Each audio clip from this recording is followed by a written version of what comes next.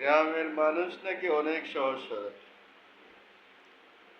তাদেরকে শুধু একটু লাড়া দিয়ে দেখেন, সহজ সরল না ভালো মানুষ না খারাপ মানুষ আপনাকে বুঝাইব।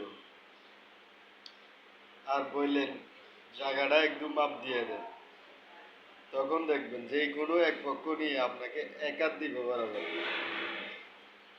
একাত।